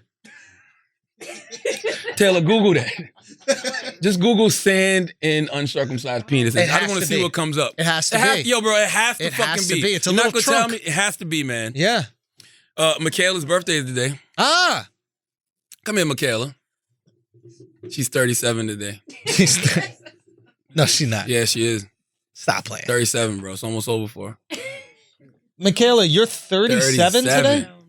How old? 27. Congratulations. How Do we you have this feeling? mic on right there? Oh. Happy birthday, Michaela. Thank you. Just bought you in for a little eye candy. You know what I'm saying? I was just sitting observing. Give you Cash App or something. Maybe you get $1. Hey. I'm serious. Can I solicit? Would you fuck a nigga who had Whoa, uncircumcised dude. pe- Whoa. 0 to 100. No, dude. Whoa. Would you have sexual relations? to you, man. Man, shut up. What the hell? Would you have sexual relations with a man who had sand and smegma in his uncircumcised penis? Yes. No. But I have experienced like a guy, like when he takes off his pants, I saw like it was uncircumcised. And what did you do? Abort mission. Hold on. No. Stop. Abort mission. But it looks like a pussy and you hook up with girls. No, it does not. It looks like a turtleneck. Yeah, that's what a pussy looks like. No, a it loose doesn't. turtleneck. No. No way. Not mine. What the hell? A You loose ever seen a pussy on a pussy? You ever seen a turtleneck on a hanger? I think it's something you need to tell us, bro. turtleneck on a hanger? A turtleneck on a hanger is not what a- filled that's what up, so it folds this way and it just looks like a pussy. No way, Jose. Y'all don't hang your turtlenecks? So listen. Well, now I'm questioning the pussies that you Yeah, well, interact listen, I'm trying to think who got I've you, seen bro. at least 2 pussies in my day. roast beef. Like that. Do we need to pussies do look like another roast beef. Untuck It commercial Not real mine, quick? Son, I'm not gonna lie. I'm not gonna lie, bro. I'm not upset if the pussy look like the hotel bed after you kick it open. though. Oh my gosh! Wow. you know the hotel bed all tucked in under the mattress, and then you just get in there like, I'm getting comfy today. That should be tight, too, That should bro. be tight. You That gotta should kick be it tight as a open, bro. motherfucker. Give me some labia, Holiday Inn Express. There's nobody that can walk into a hotel bedroom and grab it with one hand and pull it back. I promise you, you're gonna have to be like, you're gonna have to move them big ass pillows and grab that shit and pull it back with 2 hands. I fucking promise you, bro. My God. Anyway, so yeah, we were saying before Charlotte came in with the most really forceful question. That was like. It was so strong. That was a strong question? Yeah. was, Like I don't Stormzy's know, accent strong? Yeah. You ever fucking with Smegma and Sand on his dick? Yo, son. Well, we was just talking about it. I know, but for whatever reason, when we were talking about it, it was like an Arabian Night. You know what I mean? It was smooth and cool, you know. But then you came with that different energy. I got you. Oh, my God. You, do what? What? Ask her what? Oh, about the sand in the dick. Have you ever had I sand thought we in? established Have that. you ever She had? answered it. Have you ever had sand in your vagina from going to the beach and maybe humping a sand? In it? That's a little intense. Like on it, and you gotta like wash Brush it yourself off? off. Yeah, yeah. But in it, it's like, what do you? But you don't have schmegma, though. You girls don't have smegma, but they Yeah. have discharge. But discharge don't cause things to stick inside you. I would think the schmegma would cause things to stick inside you. I wouldn't know. It's just your birthday. Yeah, we just wanted to give you a little love on your birthday. That's all. Hey, thanks for bringing this show to a We want- screeching halt. We want all, we want all men with uncircumcised penises to cash at you. No, it's like a lot. You gotta peel it back like a banana. What's wrong with bananas? Potassium. No, I'm good. I'm good. Listen, do you expect birthday sex on your birthday? Yes. Really? Yes. Wow. Do you expect a guy to go down on you on your birthday? I expect the guy to go down on me every time I Come have on, sex. yo, that's crazy. come on, yo, that's crazy. That's a crazy If thing I to gotta say. get you right, you gotta get me right. Nah. So listen, did y'all want birthday sex before Jeremiah's song? Or did Jeremiah's song When did that song drop? influence y'all I'm trying to think if I was want to have birthday sex? Was I a virgin when I 2006? Were you a virgin? I was still a virgin, so You that don't didn't remember? have anything to do with it. Okay. But I was definitely like dry humping at house parties. That's crazy. Does he know he fucking tonight? Who? Whoever you having birthday sex with? I would love to have birthday sex. I'm probably not gonna get any. You're not gonna get any birthday dick? No, I don't do like randoms. Why not? I'd have like birthday sex like when I have a man. Why not do you. a random though? Why not every once in I a don't while like, just I roll don't the like dice? hookups. Why not? This- It's hard for you to get vulnerable with another person. No, Do just uncircumcised penises look like melted birthday candles? Yo, Fam. Yes. They do, right? Yes. I don't know how we got this back there. What? I don't know what your obsession is with It's that. just all today. correlation. That's all. Birthday, smegma, candles. Cassium. Just pay some bills. Yeah, let's face it. Guys, for decades, Bill Cosby brought warmth and laughter into the hearts across the country, cementing his image as America's dad. The lovable, sweater-clad Cliff Huxtable from The Cosby Show was the perfect disguise for hiding who he really was. Until that last line, I was like, this is a tone-deaf advertisement. I was like, who ordered this one, Camille? Like, a brand new podcast from the Los Angeles Times, Chasing Cosby, is the definitive take on the rise and fall of Bill Cosby, featuring interviews with over a dozen survivors. The series is steered by the first-hand accounts of the encounters with the real Bill Cosby, the lawyers, the prosecutors, the jurors, the survivors, and for the first time on her own, Andrea Constand are all finally speaking out as one. Chasing Cosby. It is, bro. It's hosted by Nicole Weisengy Egan. She needed to just go by Egan. The lead investigative journalist reporting on the Cosby case since the beginning. Her relationship with him dates back to the early 80s when she turned the Cosby Show to cope. When she turned to the Cosby Show to cope with the family tragedy. And when the accusations began emerging, she got to the truth first. She listened to each story and got to making calls, asking questions, reviewing evidence, fielding threats from layers, and writing article after article to bring Cosby's dark past to light. In 2005, the allegations were first unleashed. Cosby emerged unscathed, protected by a carefully coordinated media strategy and bolstered by a society and judicial system that did little to support women coming forward. But then, in 2014, a little-known comedian named Hannibal fucking Buress, because he's not named in this ad, but Hannibal is going to always get that credit for what he did to Bill Cosby. Hannibal, you will never escape this, okay? All right? And they give Hannibal credit that he don't even want. Straight up. fueled by social media, changed everything. Subscribe right now to Chasing Cosby on Apple Podcasts, Spotify, or wherever you're listening right now. Go on your podcast app and subscribe to Chasing Cosby. That's CHASING, Cosby, COSBY. What if it was a woman out there that, wanted to Me Too Hannibal? Whoa. She got to make a decision, right? She really do. Can't take Hannibal out. Because Hannibal took got out the ball rolling. Whoa. I'm just saying. Hannibal bought... What's this? Happy 300th episode. Is this the 300th episode? Oh, shit. Who the fuck knew? We done did 300 episodes? Damn, Oh, yeah, yo. it's time to cash the fuck out. Yes. Make the phone call. It's time to cash the fuck out. Wow. I didn't know we did 300 episodes? That's all? That's all. Felt like more. Hold on, let me think, right? So 52 That's weeks in a year. bro. 6 fucking years. Have we been bro. doing this 6 years? We've been ahead of the curve on this podcast thing for 6 years. I just saw Joe Rogan. Joe Rogan has only been doing it for 10 years. I mean, I say only, but he's been doing it for 10 years. 10 years. So it's just like, yo, that's how new podcasts are. Yeah. Wow. Yeah, man. We early. It feels good to be ahead of the curve and not, trying to play catch up Facts. with motherfuckers.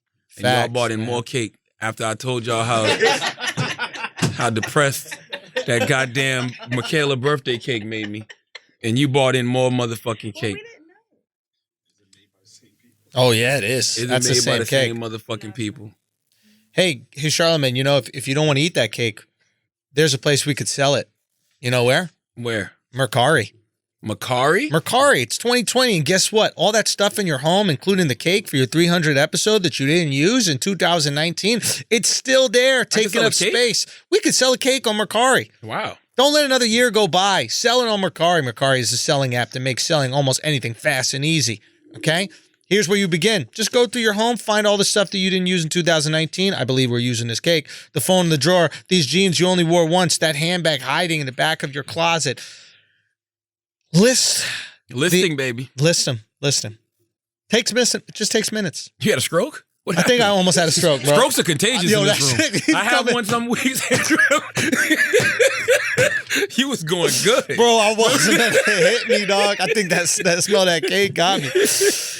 Anyway, just listen. It only takes a few minutes. You could take a few pics. Description, boom. Your item's up there for millions of buyers on that. Mercari will even email you a shipping label when it sells.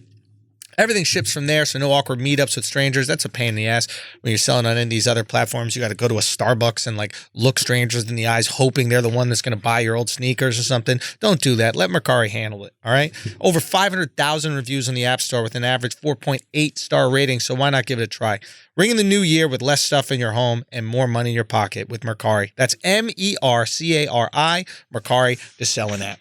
All right, we got a few more things I want to discuss. First of all, I want to say leave Delonte West the fuck alone. Yes. I don't understand how y'all. I get jokes on social media, man, but when you see somebody that is clearly going through something, that has clearly been through something, yes, how the fuck can y'all be so quick to kick that person when they are already down? Yeah. And that's why I'm so big on mental health. That's why I'm so big on, telling people to invest in their mental wealth. And I'm going to continue to be a mental health advocate because clearly that brother was he's been dealing with bipolar or some type of schizophrenia or something all his life. Both of them. That he didn't get the help for. And being that he didn't get the help for it, it drove him to this.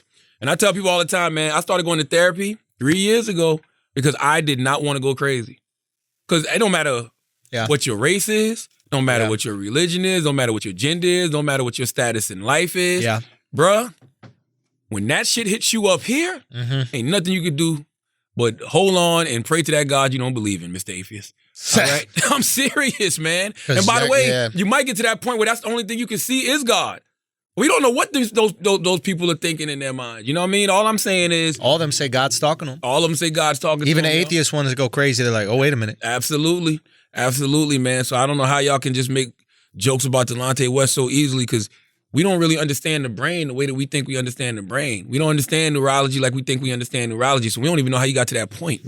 We all know people that, we grew up with perfectly normal. Then all of a sudden, it's just like you gradually over time, you just see things breaking down the way they just lose it. And you're like, what the fuck? Happened to my brother, man. That's what I'm saying. So it's like, yo, you got to get people help. And I've seen people be in those dark places and get out. I've talked about a homie I grew up with who, went away he went in the army, went away to war, came back, he walking around barefoot, no shirt on. Like we didn't know if he was on drugs. He was just fucked up. Yeah. But he got out of that dark place. You know what I'm saying? How'd he get out? I've never really had the conversation with him, man, to know how he got out. That is a conversation. I'm gonna bring my guy on. I'm gonna bring Yoruba on the podcast. Let's do it. I ain't talked to Yoruba in a minute. I need to hit Yoruba up. No, I don't want a slice of cake. Son, it's the 300 episode, son. Come on. And you gonna give me something that makes me depressed. Son, it's the 300 episode, bro. Shit, man. You gotta gain some weight. No, man. I had some of it. But listen, leave Delonte West. Oh my God. Really? Give me a little piece, Taylor. Oh my God. Just a little smidgen. I used to sneak into my cousin Gloria's house when I was a kid, and she used to have this German chocolate cake, and I would cut like this super thin slice. It was so thin you could almost see through it. So no one knew. That's a big piece. You deserve it, bro. Shit almost big as Michaela. Hold on, let me get a bite. 300 fucking episodes. I'm telling y'all right now, man. Bro, and they're selling out this year, goddammit. Let's go. I'm letting you know right now. Okay, we've been doing this shit 6 years. We paid off fucking dues. We kept it real long enough. Okay? All right? Okay? All right? Oh, this cake is delicious, bro. What's this shit ain't good as the other one. Stop it. It's not. But I don't know that, so. Yeah, it's not as good as the other now one. You just ruined it for me. Happy 300. You know how I know it's not good as the other one? How? I threw it away. Yeah, but you already had 2 pieces. The other one, you were hungry. I took a couple bites. But 300th episode, man. I don't know what to tell y'all, but thank you.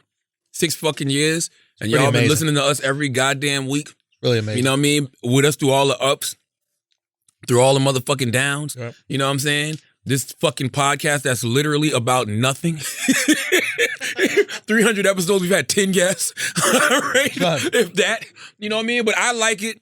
And the reason I like it is because I've always said I like coming to do this podcast because it's not like any other platform that I have. And we just really get to express ourselves in a real way. I actually hate when y'all be in the comments telling us how stupid we sound sometimes. Because we told you that from the jump. It's called the brilliant fucking idiots. All right?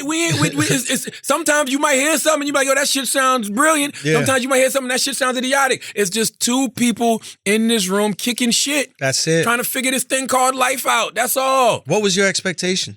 What did you think? Exactly. You mad at Popeyes when the chicken gets served? That's what I'm saying. Don't get mad at me because you see the title Brilliant Idiots and you decide, well, this must mean I can get some brilliancy and I get some mediocrity, but then you want us to lean all into the brilliancy. No. When you hear some brilliant shit, salute. When you hear some idiotic shit, say, that's the fucking show. That's it. That's it. Simple as that. I hate when we're too brilliant. There are episodes when we might be too brilliant. There's not enough idiocy. We're being honest, we've been over y'all heads a couple times. Ooh, We've been ahead of the curve on a couple times. When is that? We was way too early on a lot of conversations. Oh, yeah. Yeah. Oh, yeah. We was having the race conversations before Trump was in the White House. Oh, yeah. We've been talking about race before it was a thing again in America. Like, I'm talking about like in a real way. Yeah, like early on. Early. Engine room early. Ooh, come on, man. Remember the Combat Jack episode we had? R.I.P. Combat. Yes, man.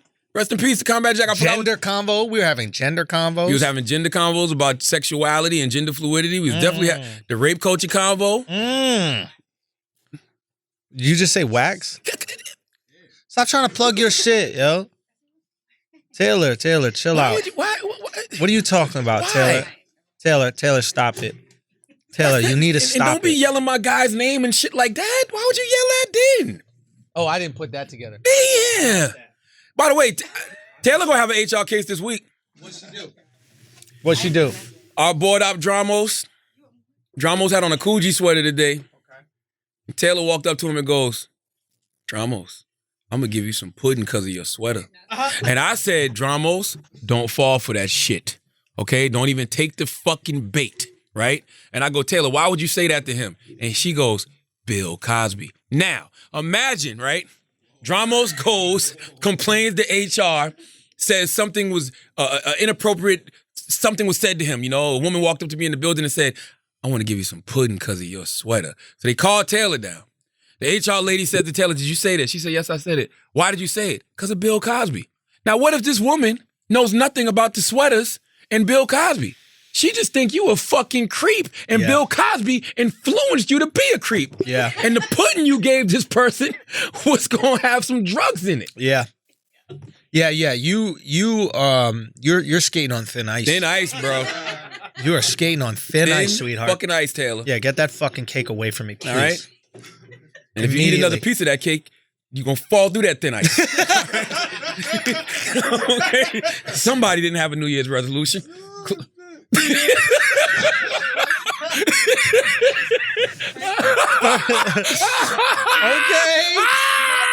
Take off that loofah. Take that shit off. Yo, get out of here. Bro, what is that? What is that made out of? Labradoodle? Yo, don't get sensitive. Don't get sensitive. You warm? I am very warm. That's all that matters. That's all that matters. Why'd she give it to you? Just for your Christmas or something like that? Thrift shops in Philly got some nice shit. Yeah. They do. All right, guys. I think it's time to get the fuck out of here. 100 episodes. We really appreciate it. 300, bro. 300 fucking episodes. 300, yeah, bro. man. I can't wait till we sell the fuck out. That's an accomplishment. Nah. It's a wrap. It's a wrap, you think? Yeah, it's time. Highest bidder? It's time. It's time. What do you think? What do you think we go for? I don't know. It's different though. We got a network of shit. It's not like we got one show. You know what I'm saying? So it's like I don't know. Do we take Chris with us or? You got to. Got Lyme disease. You know, if it wasn't for the Lyme disease. Oh, we got to talk about the Lyme. Oh, I totally forgot. Son, Chris is saved. Chris is saved, bro. Chris is fucking saved. Nah, Dog, Chris my guy, man. Chris is saved because Patrice O'Neal had this amazing joke. And the joke was, if you got a disease, you better hope a celebrity got it or else you're dead. Something to that extent. Because celebrities bring so much attention and money and donations to a disease that you're going to find a cure. And what did we find out this week? Who else has Lyme? Justin motherfucking yummy. Yummy, yummy, yummy, Chris. You are going to live. You are going to be saved, Chris. All right? You can stop fake shaving your head like you got some issues. All right? You can grow your hair out like you want. Live a long life because Justin Bieber about to cure motherfucking Lyme disease, dog. It's cured. His skin already looking better, Justin Bieber. Already got more energy. All these things. I think it might have been a publicity stunt to promote that record. I really think so. You think so? Like all of a sudden you announced that you got Lyme disease right when you got a single coming out and Roddy Ricch's body in the Billboard charts? Seems a little coincidental, no? Do I like the song? Yummy? Yeah, I like it a lot. I like the box too. They're both... Yo, Justin Bieber always made good music. Like when we really sit back and think about it, Justin Bieber always had good music and he has access to the best musicians in the world. Puts out the right music. Justin Bieber always got good music. 100%. I heard 100%. people don't like that new record. Yummy? Yeah. I only heard that because I saw him in the carpool karaoke shit, and the gay people are honest as fuck. And the gay dude was in the front, and he was like, I love Justin Bieber, but I don't like his new song, Yummy. And then Justin Bieber popped out from the back, and he was like, oh shit, I love your song, Justin. So, you know what I mean? I mean, it's cool with me. I got this one Justin song I love. I was listening to that shit last night. Which one? I'm gonna show you on my title playlist so y'all know I'm not bullshitting. What's it? Hold on. How do I pull up the last shit I was listening to? Come here, Taylor. Help your old uncle out. We are old, bro. I do the same shit. The last song you were listening How do I do go the to what I same was listening shit, to? bro. Huh? What's it? Let me see. Go to search. Maybe it's in search. Yo, I literally... You had to play it. Oh, no, maybe it's Apple. Yeah. Let me see. How do I do it on Apple? Let me see. God, you are watching an old person right now. You're listening to it. There you go. Ooh, this shit here, boy. Dying in your fucking arms, bro. That's the Lyme disease tribute.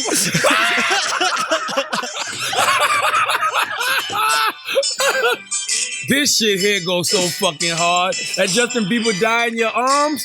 Y'all act like Justin Bieber ain't talented if you want to, That's bro. what I'm saying. I don't know how that Lyme disease gonna impact him, but I think it's the truth. Oh. hey, Biebs. Biebs gotta get rid of the mustache though. He looks so fucking creepy.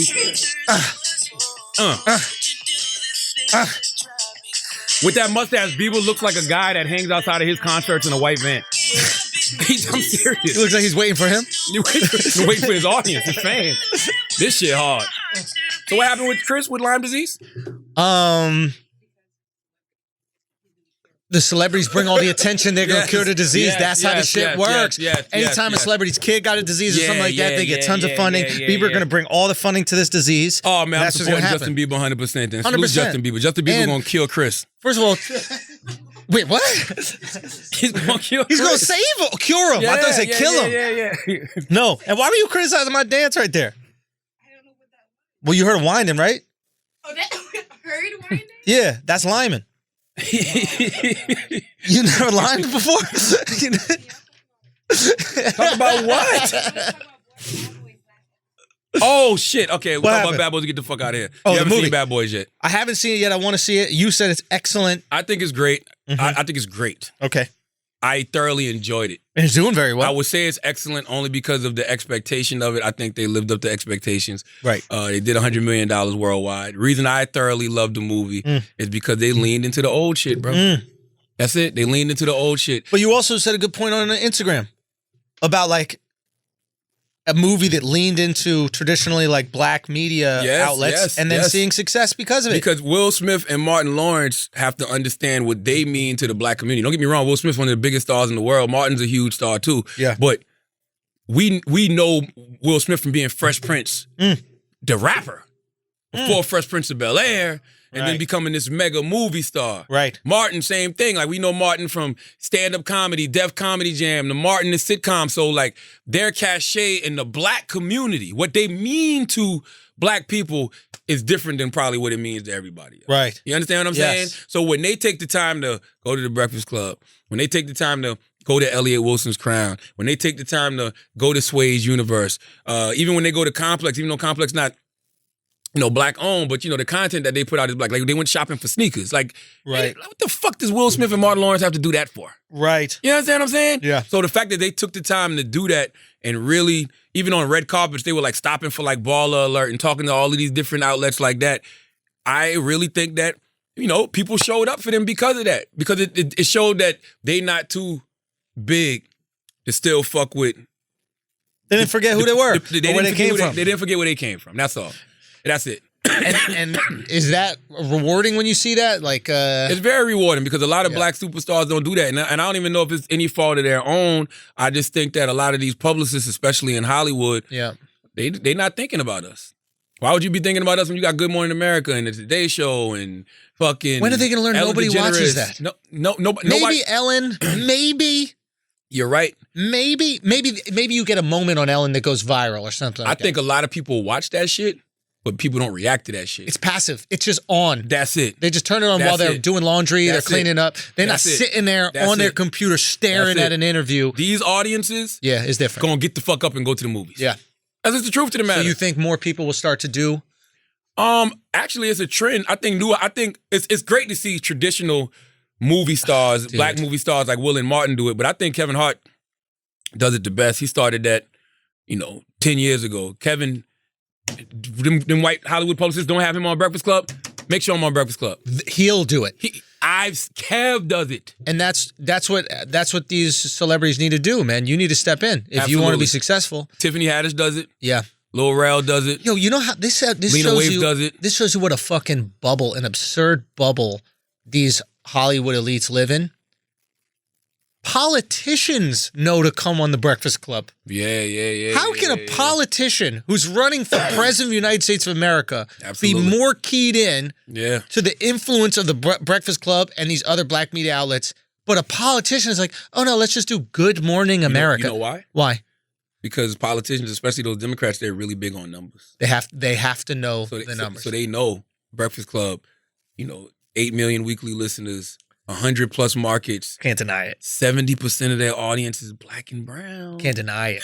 Can't deny it. Like 70% of their audience is black and brown. Yeah. We need to go talk to them if we're trying to talk to black and brown people. Because numbers don't lie. It's like we were going back to the beginning. Good Morning America might have all that cachet. It might be a Golden Globe or an Emmy or some of the shit. But if you want the numbers... Yeah. And people that will actually go out there and support you. Support, dedicated following, not some people just turn the TV on, they leave it there while they're vacuuming. Yep. Run the Good Morning America, run the Today Show. Do that and do that alone and think if them white people give a fuck about you. Like, think if they're going to run out to go see your movie. You know what I'm saying? To see that bullshit interview. It's also the interview is different. Like, if you're going to do one of those shows, you're going to have the most surface level interview and you can't get attached to someone through a surface level interview. When you go on the Breakfast Club, when you go on Stern, when you go on these shows that are going to have, when you go on Rogan, when you go on these, those are the three ones that I can really only think about. You're going to have real questions asked, real questions, and then you become a real person to them. And once you attach to a real person, you want to support them. It's really just that simple. I listened to Robert Downey Jr. on Joe Rogan, and I grew a whole new appreciation for Robert Downey Jr. What was your take on it? I just enjoyed it. Why were you drawn to him? What was To me, he's Will Smith's buddy from Independence Day. That's the only thing I know. I've never heard him sound so human as I did on Joe Rogan podcast. And I watched a lot of his interviews, especially when he's out doing press for Marvel and shit like that. He just sounded, and I got him confused with the other. Oh. There's another Downey Jr., isn't it? Who's the guy from Independence Day that was with Will Smith? I have no idea. And I just went along because I never. Harry Connick Jr., I was thinking. Whoopsie. Hey, get the fuck out of here. Salute to Harry Connick. I fuck with Harry though. Yeah. My bad. But go on, Robert Downey. But Robert, he just sounded very, very human, and he actually listens to Joe, and he's into martial arts, which I didn't know. Yeah. So him and Joe connect, and once you get that one connection, that's it. You open. Just super vulnerable, and just the stuff he was talking about was really, really dope. It's not gonna make me go see Doolittle, but I appreciated him. You know what I'm saying? Yeah. But it's just like, you got to sit down with people that you have real conversations, real connections with. I think a lot of times when those guys like Martin, Will, or people that are just beloved in a certain community, and also I could tell Joe Rogan really fucks with Robert Downey Jr. Yeah. So he's somewhere where he's celebrated. Yeah. And that's what it is when you have these Will and the Martins and they go to these places like, bro, you're celebrating. Yo, ain't no love like black love, bro. It's different. You know what I'm saying? Like, what am I supposed to say to that? You get it. You get it in a lot of ways. But no, I understand what you're saying. I mean, it's just a dope ass love, man. So yeah. No, it is. It is a community that comes out and supports. And I've been so fucking blessed and lucky to see that happen not only with like the black community, but when you see these shows, people come out, like we have Indians will come out in groups of fucking 10 to these shows. Asians will come out. Mexicans will come out. You see these groups. Mexicans come in packs too? Son, come in packs, all in the same car.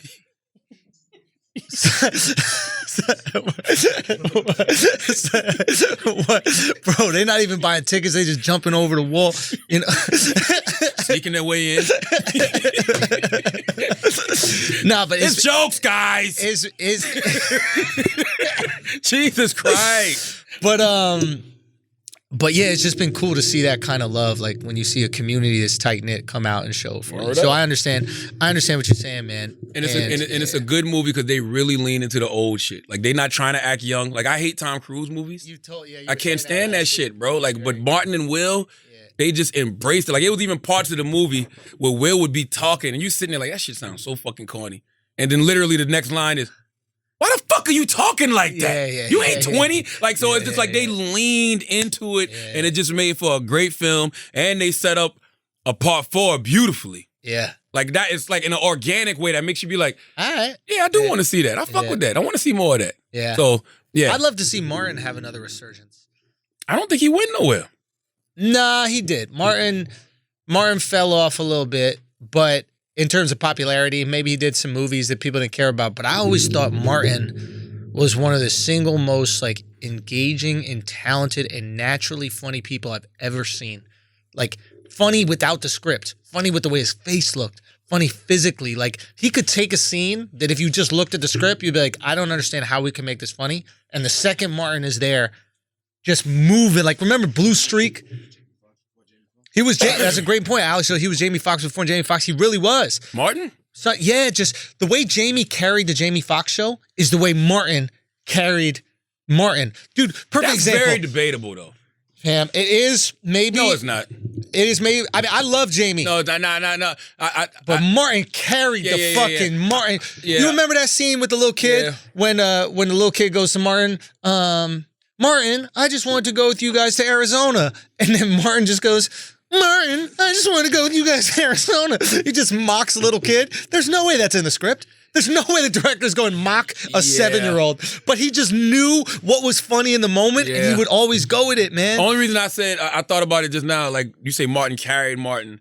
I don't disagree, because Martin had so many of those characters that we love. But he had a great cast, bro. Gina was great. No one's Cole denying the was cast. great. Yeah, Tisha Campbell was great. Tashina Arnold. Damn. I like to say their real names, but I can't remember now. Man, shut up, white man. You never watched no Martin. For the record, he's speaking to Angelo. Angelo, yeah. I'm speaking to half of Angelo. All right? Listen, all I'm saying is it'd be cool to see him, man, and like... He's going on tour. I know he's on tour. He's posting YouTube clips, too. We got his YouTube stand-up clips going. It's been cool to see, man. Listen, as always, if you listen to this podcast, you think we're smart, you think we're intelligent, you think we're brilliant, you're absolutely right. If you listen to this podcast and you think we're just a couple of idiots who don't know shit, you're right, too. It's the Brilliant Idiots Podcast. Thank you for listening.